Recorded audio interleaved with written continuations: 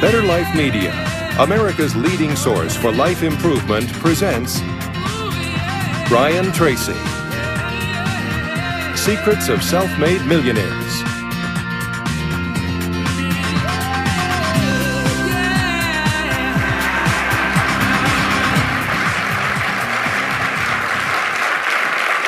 Thank you. Thank you.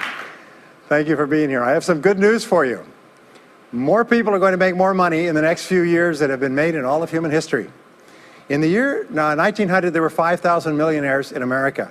In the year 2000, there were 5 million millionaires. That's an increase of 1,000 times.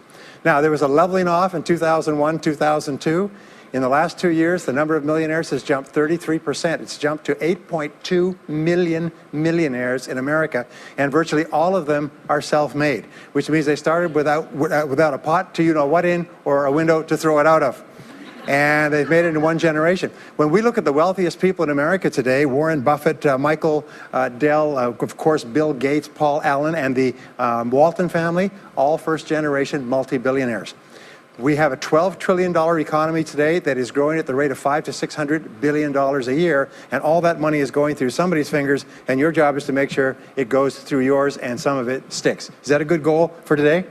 And my job is to show you how to do it. The good news is that all the answers have been found. Self-made millionaires have been studied exhaustively, they've been analyzed, they've been interviewed by the hundreds of thousands and millions, and what we know is exactly who they are, and what they do, and how they think, and how they tick, and the decisions they make, and the things that they do and they don't do. And the wonderful thing is this: if you do what other successful people do, you eventually get the same result that they do. Now, some people say, well, I started off without any money, and I don't have any money now. Well, join the crowd. Nobody's got any money. Most people are broke up into their 40s and 50s. So if you're broke today, you're just one of the gang. The only question is, do you stay there? And the answer is no. Now, when I started off in this many years ago, I came from very poor beginnings. I did not graduate from high school. I finished in the half of the class that makes the top half possible. When I left school, I dropped out of high school. I could only get laboring jobs. I was told, by the way, if you don't get a good education, you won't do well in life. Don't get good grades, you won't get a good job. Don't go to college, you won't do well, and so on. And I believed that for a long time until I found there's hundreds of thousands, millions of people who dropped out of high school who went on to become millionaires and billionaires as well. The reason I say that to you, by the way, is don't let it hold you back. Don't let any experience that you've ever had in your life act as a brake on your potential, because there's hundreds of thousands of people who've had it worse than you could ever dream of, who've gone on to accomplish wonderful things.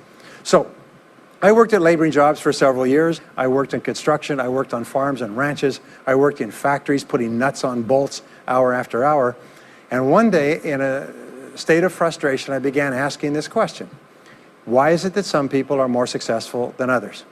Now, in the Bible, there's the line that says, "Seek and ye shall find, for all who seek, findeth. Ask and the door will be open." So I began asking other successful people, what are you doing differently from me? And they told me, and I did it, and I got better results. I got into sales when I could no longer get a laboring job, like many of you. And in sales, I noticed that one of the guys in my company was making 10 times as much as anybody else, and he was selling the same product out of the same office at the same price to the same people under the same conditions, and he was making 10 times as much as anybody else. So I went and asked him, what are you doing differently from me? And he told me, and I did it. Now, what I discovered, which changed my life and which brought us here today, is I discovered the law of cause and effect. The law of cause and effect, sowing and reaping, action and reaction, is the great universal or iron law of the universe.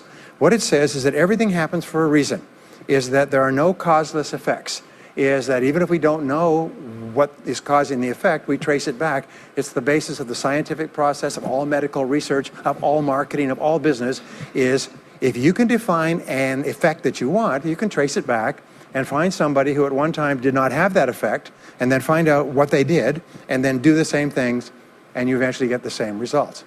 We say that success is not an accident. Failure is not an accident. Success leaves tracks. So if you just follow the tracks of other successful people, no matter where you're starting from, you eventually get to the same place that they get. Well, this was a shocker for me, because, and I learned later in psychology, by the way, that one of the two most important things we need to have to be happy and healthy is a sense of control, a feeling that we are in control of our lives, that things are happening for a reason, and a sense of coherence. a feeling that things fit together. Well, when I realized the law of cause and effect explained everything, I got, wow. So in sales, I went to the top of my sales force. I read and I learned, attended courses, and especially I applied what I learned. And then when I got into sales management, I again read the books and took the courses and asked for advice. And when I got into real estate and importation and development and manufacturing and distribution and a whole series of businesses over the years, the first thing I did is I asked, how does it work? How do people succeed in this field? And then I buried myself and immersed myself. I spent hours and hours and hours studying, and then I did what the most successful people did. Interesting point. We say that nature is neutral. In other words, nature doesn't care who you are. It doesn't care if you're tall or short or male or female or black or white, educated or uneducated. Nature doesn't care. All that nature cares is that you do what successful people do. It's like making a recipe. Nature doesn't care if you follow a recipe. If you follow the recipe exactly, you get the dish. Nature doesn't care who's doing it. And that's the wonderful thing about our society. It's basically like justice. It's blind, is nature doesn't care. In fact, there are a lot of people who are not as smart and not as talented as you who are doing vastly better than you, not because they're better, but because they're just following proven success methods. There's nothing that will make you madder than to see somebody who's dumber than you, who's making more money than you, right? Have you had that experience? So what we do is we use proven success methods. We just find out what they are, and we do them over and over again. Quick point, nothing works the first time, okay? Please understand that. Nothing works the first time. What is the average number of times that a person tries with a new goal before they give up? Can you guess? Well, the average is less than 1, because most people give up before they try even once. They say, that's a great goal. I'd love to be financially independent, and then they give up. They don't even try. They say, but I couldn't because of this and because of that and so on. And then they move away to a wonderful place called Someday I'll. You ever heard of Someday I'll? Someday I'll start saving money. Someday I'll get out of debt. Someday I'll lose weight. Someday I'll start a business. Someday I'll get serious about my finances. And most people live on Someday I'll. Your job and my job is to vote yourself off the island, right? And we start taking control of our lives. Well, about some years ago, I was called by a major businessman, and he asked me if I would do a talk for his 800 entrepreneurs that own separate franchises within his organization on how to become a self-made millionaire. And I said, sure. When you're a young speaker, you agree to speak on any subject. Sure, I'll speak on that subject. Now, I was just like most people. When I was young, I wanted to be a millionaire by the time I was 30. And when I hit 30, I put it off to 35. And as I got to 35, you put it off to 40, and then you kind of just don't look at it anymore. You forget about it and feel the deck is stacked against you. Well, I was about 38, 39 when he called me up and asked me. I said, sure, no problem. And I said, now, what do I know about self-made millionaires? And this is a shocker. I didn't know anything. Oh, I knew that they had more than $1 million, but that's a real basic piece of knowledge, you know. So I started thinking, what do I know about it? So I began to study them. And that's when I found out that they've been studied so thoroughly, is we know everything there is to know about them. They are a source of incredible fascination. And there's 50 years of research. So I began to read the studies and find out where they came from and what they did and how they thought and where they started and the decisions they made and the kind of people they were. One of the things that I learned, by the way, is that becoming a self-made millionaire is not the important thing. What is really important is the person you have to become a self-made millionaire. You have to become a totally different human being. One of my friends says that in order to achieve something you've never achieved before, you have to become someone you've never been before. And it's a really important insight, is the qualities that you need to develop, qualities on the inside to become a self-made millionaire, are incredible qualities that make you a vastly better person. Not only better in terms of character, determination, discipline, decision-making, strength, and so on, but they make you a far better person. They round out your character in a far better way. So the real payoff of becoming wealthy is not because you can eat more, because how many more meals can you eat? How many more clothes can you wear? But it's the kind of person that you become, and then the kind of people that you associate, the kind of life that you have. And so the things that we're going to talk about now, and I know that you're some of the smartest people in our country, so I'm going to give you these ideas very quickly, like dealing cards. What I found in my research is that there's a series of qualities that self-made millionaires have. If you have these qualities, your success is virtually guaranteed. And if you don't have these qualities, the qualities are learnable. Point number one is that all business or sales skills are learnable. All financial skills are learnable. If you can drive a car, you can learn any skill. If you can drive a car, you can learn the skill. Now, number two is you're probably only one skill away from doubling your income right now. you're probably only one skill away from setting yourself on the road to becoming a self-made millionaire. That turns out to be the case for almost everyone. And if you don't know what that skill is, maybe over the course of the time we spend together, it'll jump out at you. But whatever it is, you've got to find it out and go to work on it, because it is learnable. It's a learnable skill. People say, well, I've never been very good with money. Well, get over it. The fact of the matter is, you can learn what you need to learn to achieve anything that you want to achieve. So, the success secrets of self-made millionaires. Give yourself a score of 1 to 10, and if you are weak on one of these, it can be enough to hold you back. If you're strong on all of these, then there's no limit to what you can accomplish. The first is to dream big dreams. Dream big dreams. Practice what is called back from the future thinking and project forward. Develop a vision of yourself as happy, healthy, wealthy, thin. Practice what top people practice, which is what is called idealization. You project forward several years and you imagine that your life is perfect in every way. Imagine that you have no limitations. Imagine that you have all the time and all the money and all the friends and all the contacts and all the education and all the experience, and that you could be or have or do anything you want in life. If you could, what would it be? If your life were perfect in 5 years, what would it look like? How much would you be earning? How much would you be worth? What kind of a family life would you have? What kind of health would you have? What kind of car would you be driving? What would your life be like if you could wave a magic wand and make it perfect in every way? Now, what we have found is this is the starting point of great riches, and it's the starting point of great success in life, is for you to have a dream or a vision of a wonderful future. Here's an exercise that we give people in our audiences, is take a sheet of paper and make up what is called a dream list. Now imagine this is kind of like a kid's Christmas list, and that it just allows you to just run wild and just write down everything that you could think of that you could possibly want. I had a friend who I taught this to, and he got so excited about it, he bought a spiral notebook, and he began writing. And he'd go through the newspaper, and every single thing he saw in the newspaper that was nice, he wrote it down as a goal. He ended up, first time through, with 330 goals. By the end of the month, he had 500 things that he wanted. The interesting thing was that his life exploded. He activated the law of attraction, and he began to attract into his life people, circumstances, ideas, resources, insights that began to move him toward the accomplishment of the goals and began to move the goals toward him. Number 2 is to do what you love to do. Whenever you find people who are really successful in life, they're people who do what they love to do. They love their work. The great rule for success in life is to find something that you love to do and then find a way to make a living doing it.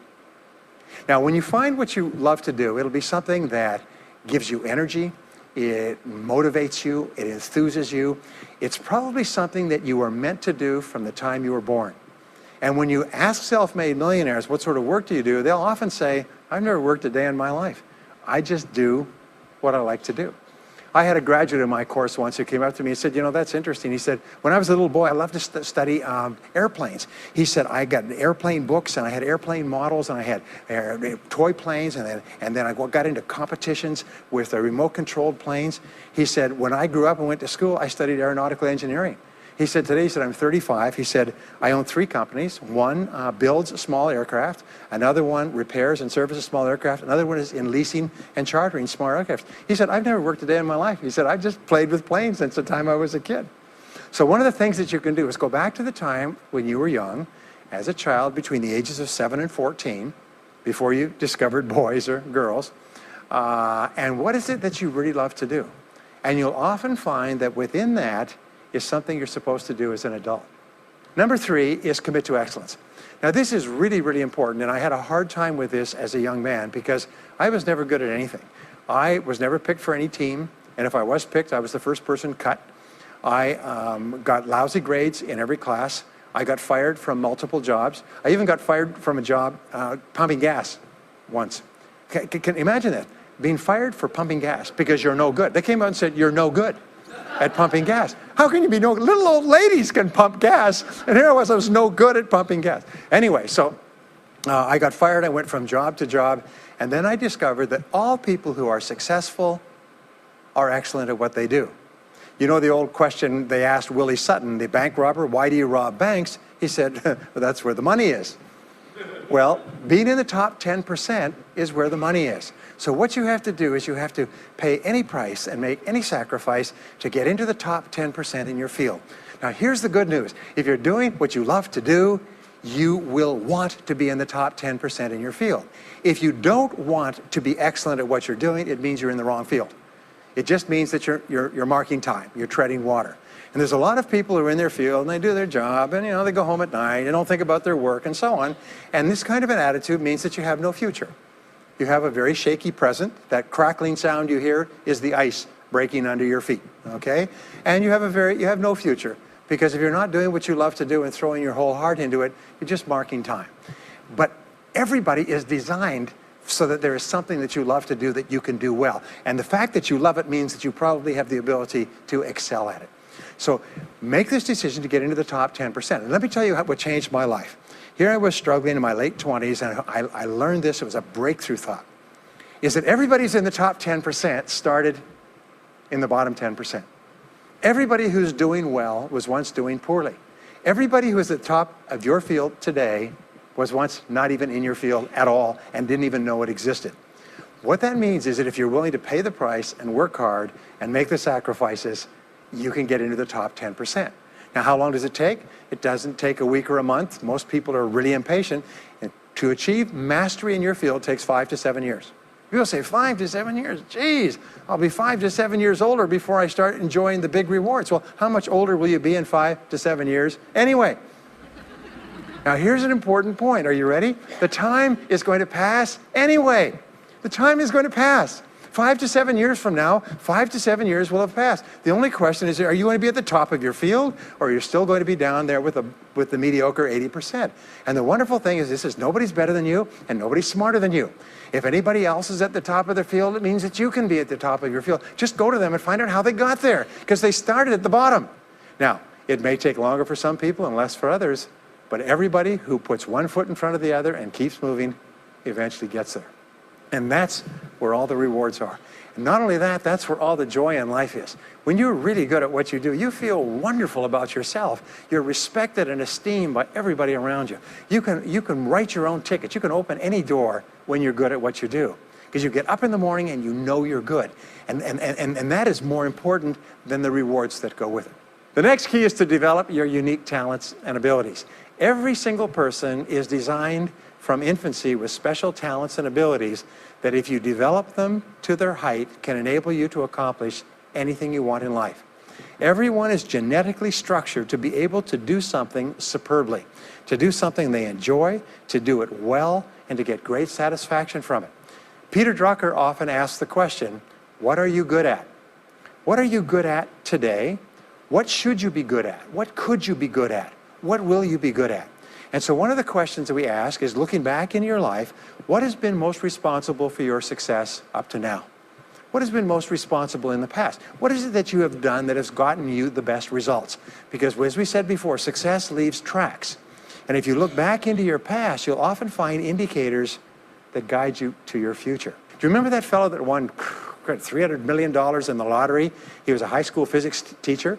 And they asked him what he's going to do with it. He said he's going to take a week off and then get back to work, because he doesn't want to give up his job teaching high school physics, because he loves his work so much. That is a person who's in the right place for him. And now he can just drive to it in a nicer car. Anyway, now the next key to becoming a self-made millionaire is to see yourself as self-employed. What we found is the top 3% of adults in our society see themselves as self-employed. They see themselves as in charge of their own lives. When I started off my career as a young man, I was 21 years old, working as a construction laborer, living in a one-bedroom apartment, broke, taking buses 2 hours every morning to get to work, and buses 2 hours to get back. I still remember that, and I still remember a light going off one evening. I was sitting there in my little apartment, in my little kitchen alcove, and I suddenly realized that I was responsible, that I was in charge of my own life, that no one was coming to the rescue. And it was one of the great turning points in my life. So what you find is that all exceptional people are highly responsible people. They look upon themselves as self-employed. Sometimes I'll ask an audience, I'll say, how many people here are self-employed? And some people will raise their hand and some won't. I'll say, now what's the true answer to this question? And the true answer is that everyone is self-employed. The biggest mistake you could ever make is to ever think you work for anyone else but yourself. Even if someone else signs your paycheck for you all your life, The most valuable people in any organization are the people who treat the company as though it belongs to them. They see everything that happens as affecting them personally. They're not the 9-to-5ers, the no-hopers that say, yeah, well, I go to work. When I'm not at work, I don't think about my work. These people, somebody has told them that's a clever way to think. It's the way losers think. Winners think about their company, and when they're not there, they think about how they can do it better. When something happens in their company, they take it personally because they see themselves as highly responsible. As a result, they're paid more, they're given more educational opportunities, they're promoted faster, and these are the people that eventually, like cream, rise to the top of every organization and every industry, the top 3%. The next key to becoming a self-made millionaire is to develop a clear sense of direction. Developing a clear sense of direction means that you need to become intensely goal-oriented. We find that all successful people are goal-oriented. There's an old saying, you can't hit a target that you can't see. You've got to know what you want in every area of your life.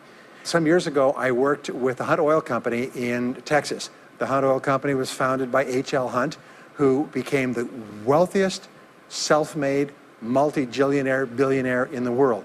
At his peak, he owned 200 companies and had a royalty income of $3 million a day. Most phenomenal man, by the way. And he was interviewed by a friend of mine on television before he died in the early 70s. And he was asked, what are the secrets to success? He said, the keys to success have only been two through all my life, and I will tell you what they are. He said, number one, he said, decide exactly what it is you want and write it down and make a plan to achieve it. And number two is determine the price you're going to have to pay to get it and then resolve to pay that price. Now, where the law of sowing and reaping cause and effect, I learned an additional point to that. I learned that your current life today is the result of the price you've sown up to now. Is whatever you've put in, you get out. So whatever you're getting out today is a result of what you've put in. If you don't like what you're getting out, what you have to do is you have to put in something different.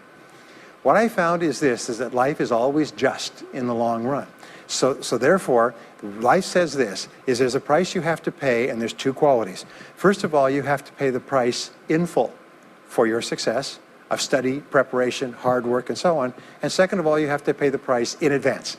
You don't get it afterwards. The way the world works is first you put in what you need to put in, and then you get out the rewards. So you have to ask yourself, what is the price that you have to pay to achieve the success that you desire? And you have to write it down and make a plan and work on it every day. Now let me give you a quick exercise, which is my only take-home or homework exercise for our time together. I want you to take a piece of paper like this and write down 10 goals that you'd like to accomplish in the next 12 months. Write the word goals and today's date at the top of the page.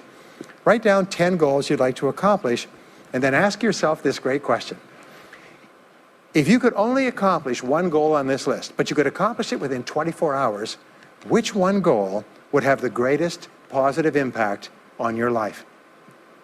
Now this is a great question because it'll usually jump out at you. You say, that's the one. If I had this, that would have more of an impact on my life than anything else. Sometimes it's a financial goal, sometimes it's a health goal, sometimes it's a relationship goal. But whatever it is, put a circle around that goal and then turn the page over and write it at the top of the page. Set a deadline on the goal, make a list of everything that you could think of to do to achieve the goal, and then begin working on your list. And here's the kicker, do something every day. Do something every day that moves you one step forward towards your major goal. My promise to you that this exercise, selecting your most important goal, making a plan, and working on it every day, will change your life in ways that you cannot imagine. They say that people begin to become great when they determine their major definite purpose, their number one goal, and work on it every day. It is the secret to becoming a self-made millionaire. It's the secret to great success in life. My promise to you is a week, a month, a year from now, you'll look back and you'll be absolutely staggered at the difference it makes. I was giving a seminar not long ago, and a gentleman came up to me. He said, you know that goal-setting exercise? It changed my life 10 years ago. He said, I was broke, I was divorced. He says, I was an alcoholic, and somebody dragged me to one of your seminars. He said, and I did that exercise and I picked my major goal. He said, it changed my life. I said, in what way? He said, today, he said, I'm worth $40 million. I said, wow. He said, yes, and I owe it to that lesson. Next is refuse to consider the possibility of failure. It's the most amazing darn thing is that the fear of failure is the greatest single obstacle to success in adult life. And it's not failure itself, because each one of you is a professional failure. Each one of you has failed over and over and over again. Isn't that true? All of us fail. All human beings fail over and over. 9 out of 10 things that we try don't work out the way we expected. We have failures in relationships and in jobs and in careers and investments and everything. It's not the failure that holds you back. The failure makes you smarter. We say that it is the fear of failure, not failure, that holds you back. And the way that you overcome failure is you never consider the possibility of failure. The rule is this, is there's no such thing as failure, there's only feedback. Is when you try something that doesn't work, you get feedback, not failure. And recognize that most things you try aren't going to work the first few times. So what you do is you say, oh, that's an interesting bit of feedback. And you pick yourself up and you move forward and you have more feedback and you move forward. To become a self-made millionaire, you're going to fail over and over again, year after year after year. But your brain has a cybernetic mechanism, which means that every time you try something, you get feedback, which makes you smarter. And when you try something else, you get feedback, which makes you smarter. And eventually, you reach the point where you're too smart and you stop making mistakes. You start to do more and more things right and fewer things wrong. But you can't get there unless you have experienced the failures. Henry Ford once said that failure is merely an opportunity to more intelligently begin again. Now, let me pass on one great rule to you, which has been discovered in interviewing self-made millionaires. Self-made millionaires look into every failure for something good. They say, there's got to be something good in this that I can benefit from, and surprise, surprise, they always find it. Second is, self-made millionaires always seek the valuable lesson in every setback or obstacle or temporary failure, and they always find the lesson. Now, what do failures do? Failures whine and cry and think about what they've lost and blame their problems on someone else. Successful people say, what can I learn from this that will make me smarter next time? And my promise to you, those who seek find, is that if you go looking for a valuable lesson in the biggest problem that you're facing today, you'll always find the lesson. Here's another possibility. Your biggest problem today could be the biggest gift that you have ever received, because it may contain within it the lesson that will make you successful. If you stop thinking about what happened and who's to blame, and you start looking for the gift within your problem, sometimes it can transform your life. The next key is to dedicate yourself to lifelong learning. Now, what takes you from rags to riches is personal development, personal and professional development. In the 21st century, as Peter Drucker says, knowledge and skill are the keys to the 21st century. And the only thing that will be relevant, the only skill that will be relevant in the 21st century is the ability to learn new skills, because virtually everything you know is becoming obsolete at a rapid rate. Stephen Covey says that your current knowledge base has a half-life of 2 years, which means that half of everything you know will be irrelevant within 2 years. And 2 years from now, half more. So if you're not continually learning and upgrading your knowledge and skills, you're not staying in the same place. As Pat Riley says, the basketball coach says, if you're not getting better, you're getting worse. If you're not constantly learning, you're actually falling behind. So here are the 3 keys to continuous learning. Number 1 is read in your field 30 to 60 minutes each day. In other words, turn off the television, turn off the radio, put aside the newspaper, and just read in your field. The very best places to read, by the way, are books. Read books, the best-selling books written by the most successful people in your field, because books contain a wealth of riches that can enable you to function at a far higher level, to get much better results than you could before. So read 30 to 60 minutes a day.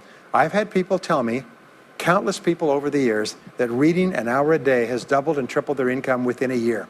The second thing you do is take every course that you possibly can. The courses and seminars that are available to you in your field, that are given by professionals, that are courses that have been developed over years and years and years.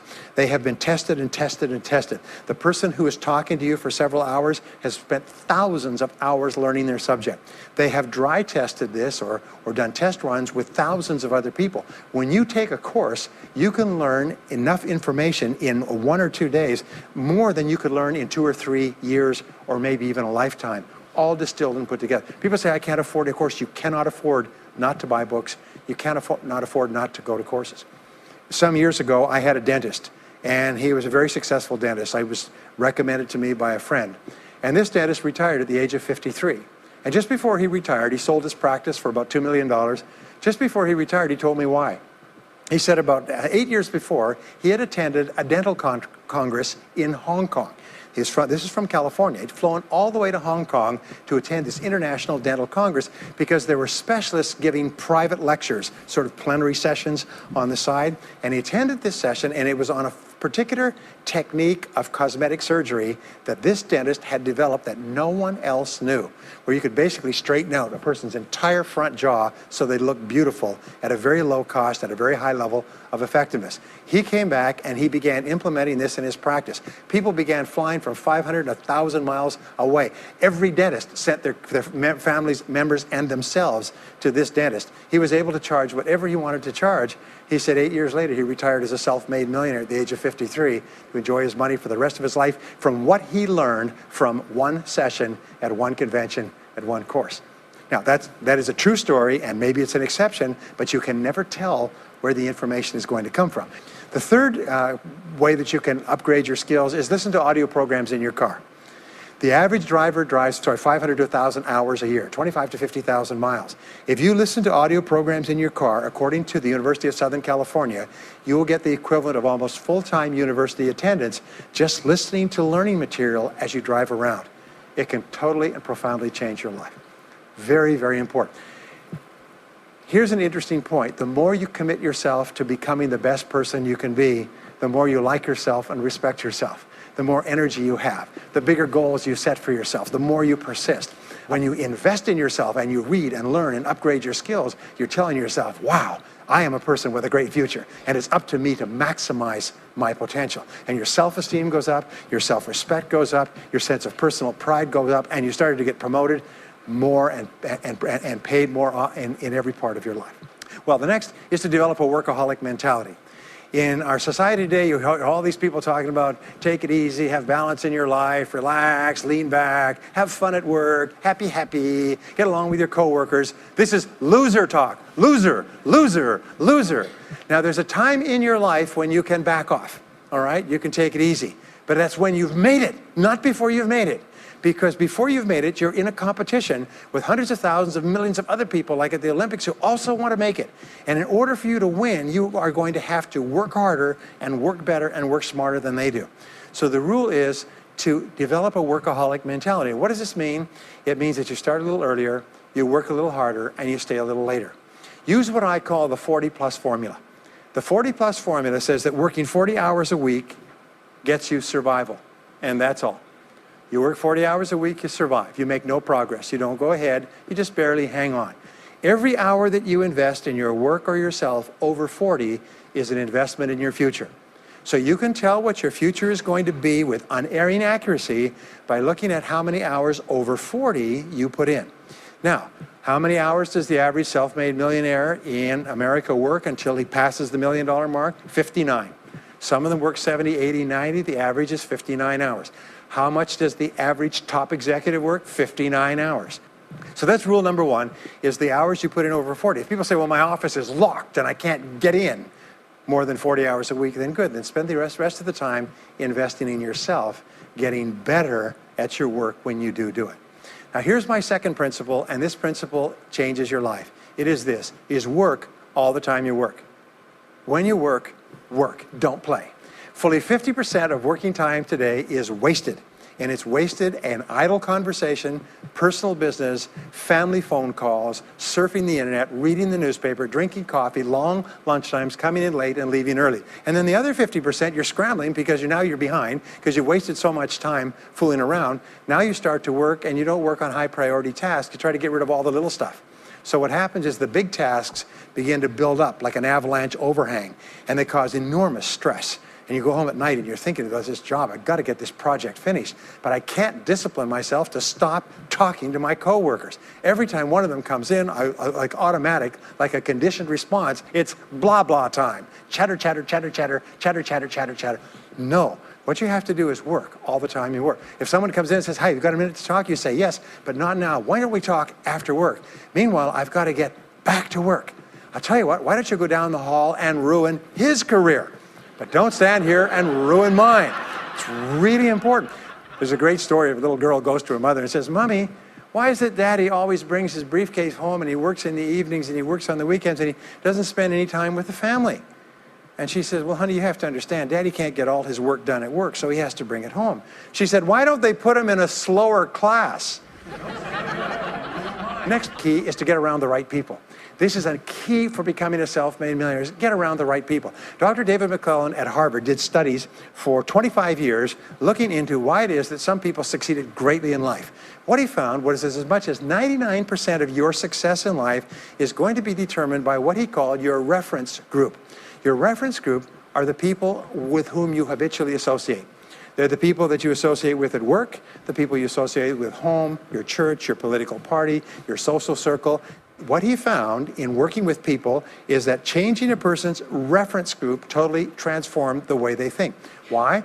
It's because we are like chameleons, and we absorb through the skin the attitudes, the opinions, the behaviors, the style of dress, the style of speech of the people with whom we associate most of the time. If you start to associate with winners most of the time, you find that they have a totally different worldview. They're positive, they're upbeat, they're focused, they're learning, they're growing, they're positive of what they're doing, and you start to become like that. We know that our relationships determine 85% of our happiness or unhappiness in life. In other words, if you have bad relationships, personal relationships, they will drag you down worse than a sea anchor. If you work for a bad boss, it'll destroy all your joy in work. If you have one negative coworker, they found that one negative person in an office can cast a blackness over the whole office because of his or her negativity. And so the most important thing you do is you choose your relationships with care and only associate with people that you like and respect and enjoy being around. Next is be prepared to climb from peak to peak. One of the keys to becoming a self-made millionaire is to realize that life is never one continuous train. It's always up and down. So it goes up. Like if you climb a mountain peak, you have to go down into the valley before you climb the next peak. So all of life is cycles and trends. All of life is cycles and trends. And there's up cycles and there's down cycles, and there's up trends and there's down trends. The question is, what is the general direction of your trends? We say this, is that life is 2 steps forward and 1 step back. Successful people focus on the 2 steps forward, and then they protect themselves on the downside. They build up cash reserves. They put in stop-loss orders on their stock market. They very carefully watch what they're doing. So they try to maintain that 2 steps up, and then make sure that the 1 step back is not so far. And then they want to make sure that this curve is generally upward, so that each time there's a step back, they're still further ahead than they were before.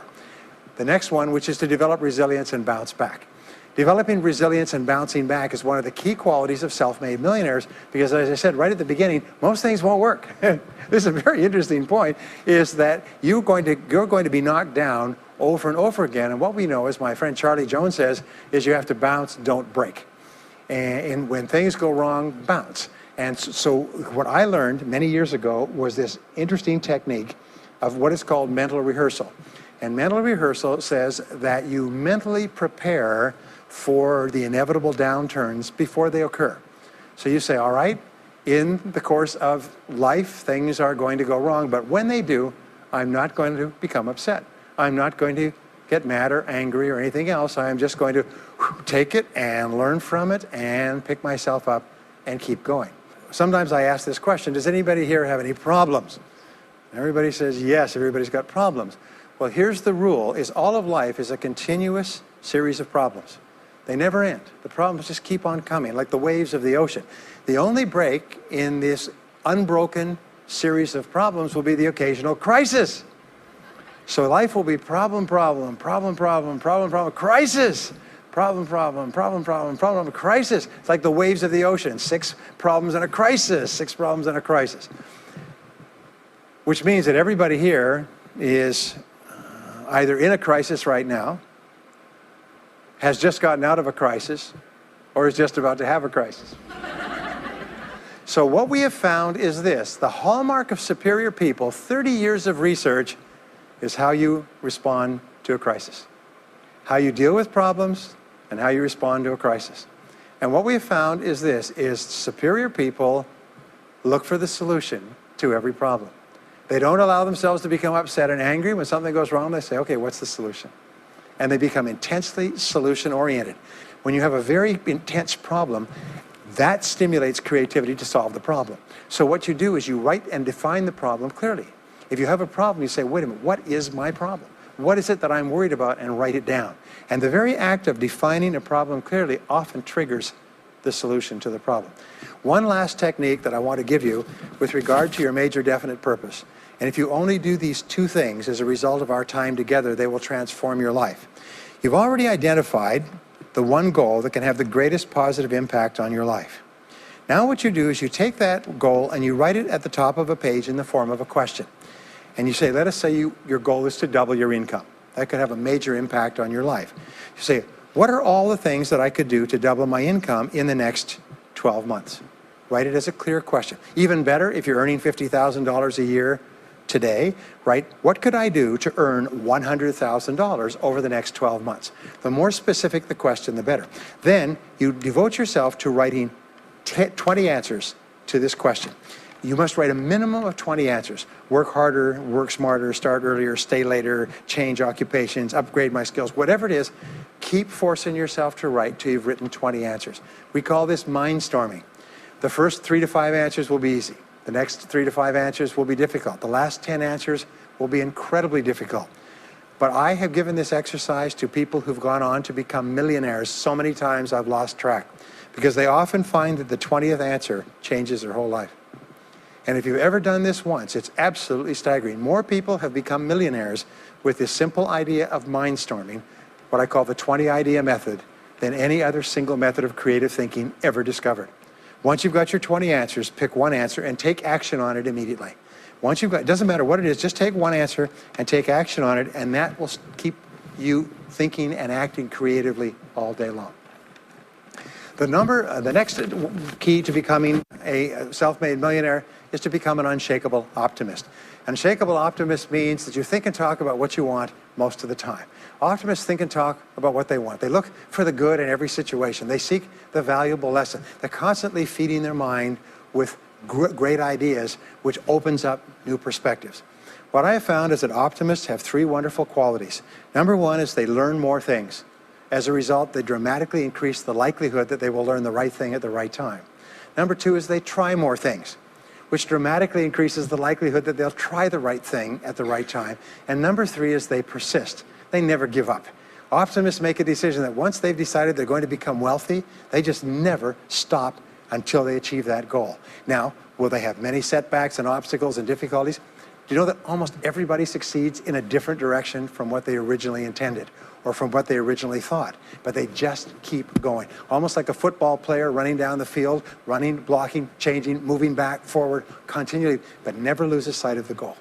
So optimists learn more things, try more things, and persist longer. I want to leave you with the last 2 qualities of self-made millionaires. Second to the last quality is that they develop the qualities of courage and persistence. I said before, the biggest single obstacle to success is the fear of failure. The antidote to the fear of failure is the habit of courage. And what we know is that you need 2 types of courage to succeed. The first type of courage is the courage to begin.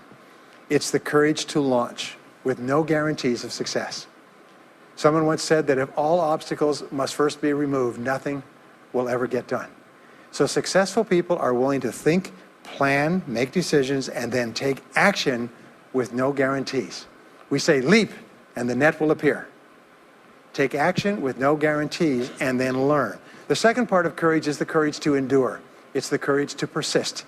It's the courage to keep on keeping on. It's to make the decision in advance that you will never give up. No matter what happens, you will never give up. You will get knocked down over and over again, but you'll never give up. And the interesting thing is if you make that decision in advance, you'll find yourself continually bouncing back. So courage means the courage to begin and the courage to endure. And the final quality of self-made millionaires, and Napoleon Hill called this the master key to riches.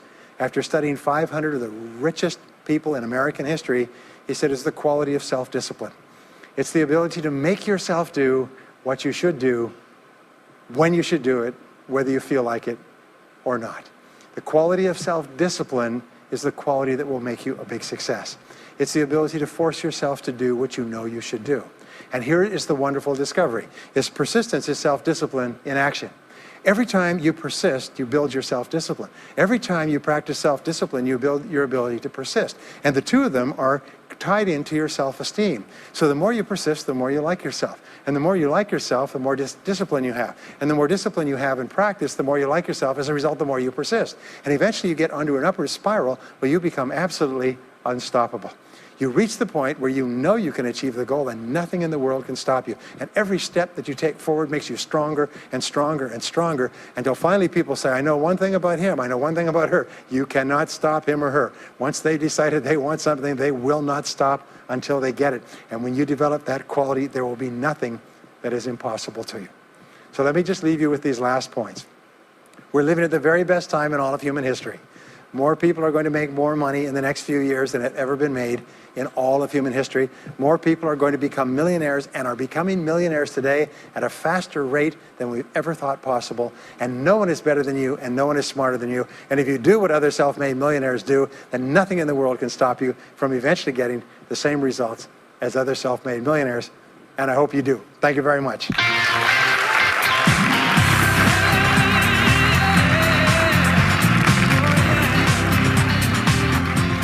We hope you've enjoyed this special presentation of Brian Tracy's Secrets of Self-Made Millionaires. If you would like to own a copy of this program or any of Better Life Media's programs, please visit our website at betterlifemedia.com, where you'll find all types of valuable life improvement information.